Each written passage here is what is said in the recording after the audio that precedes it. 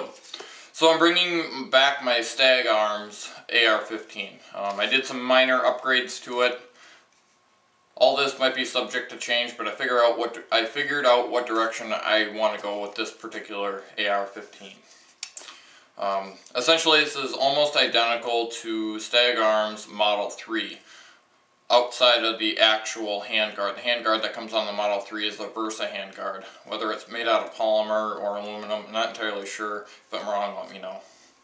The Versa handrail, you can add rails to it, but this one obviously is not the Versa.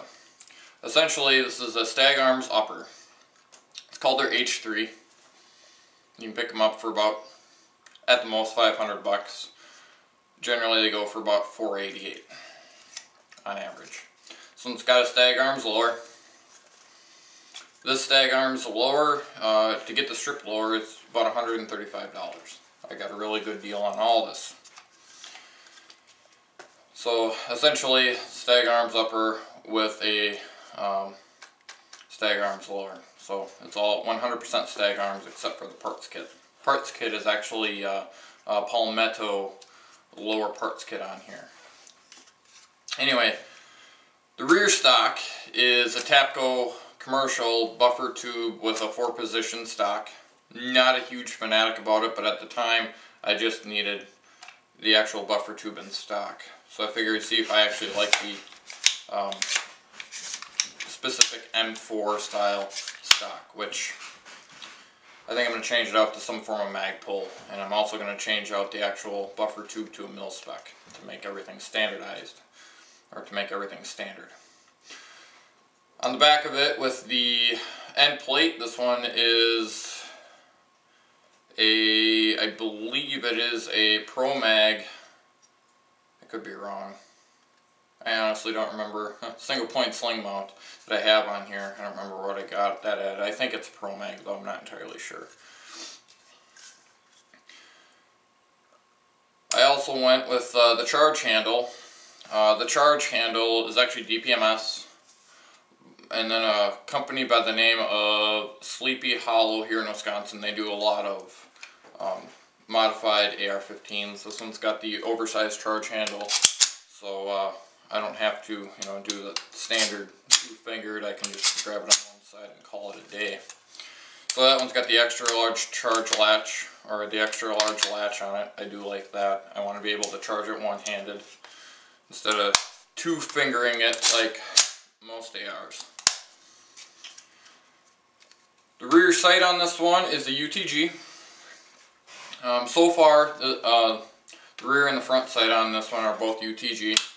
They're both flip up. I do like them. They're very accurate. I have this thing dialed in at 50 yards.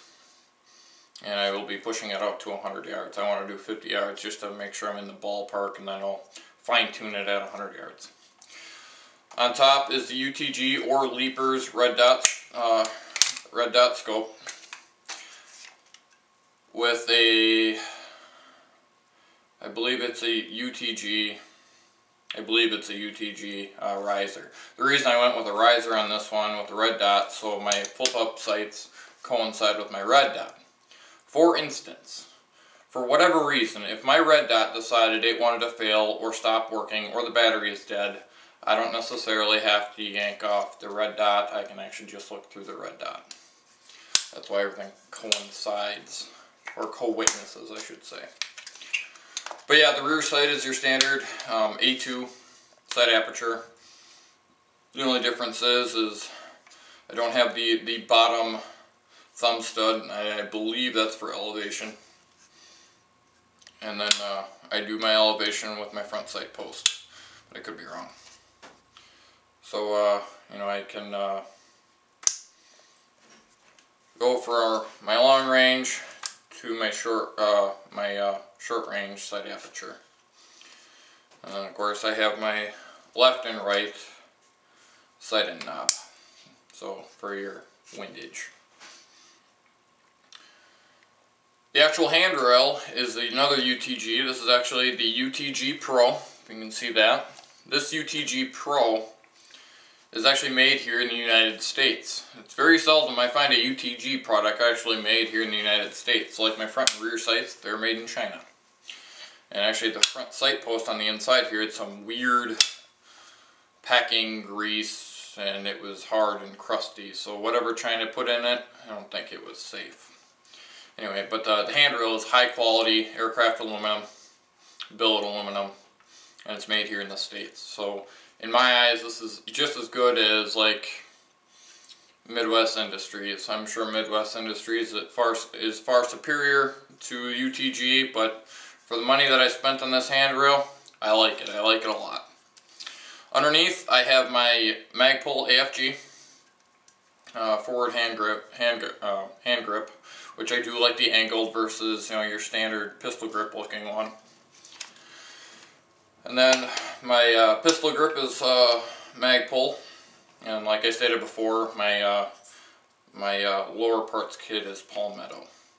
And when I bought the Palmetto lower parts kit, it came with the Magpul pistol grip, and it came with the Magpul bigger trigger guard, which I do like that because that means I can go ahead and shoot this thing with gloves.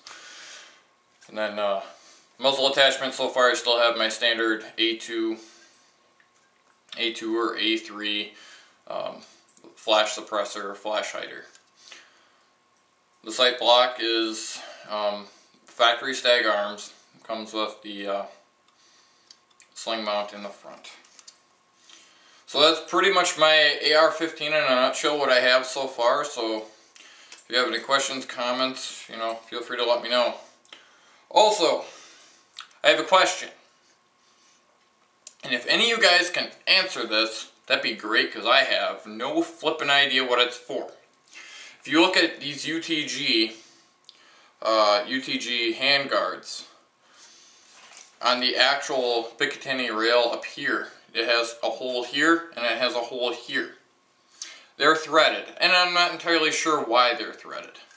And then on the bottom ones, they are not threaded.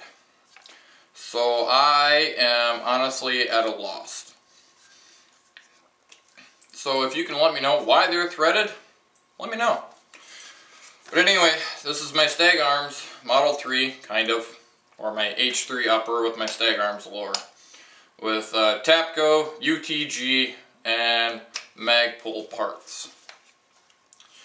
So if you have any questions, concerns, comments, feel free to leave them at the bottom. And if you have any comments about the rifle itself, the channel, feel free to subscribe as well. This is LockNReload with another AR-15 with a AR-15 update. As always, I'll catch you later.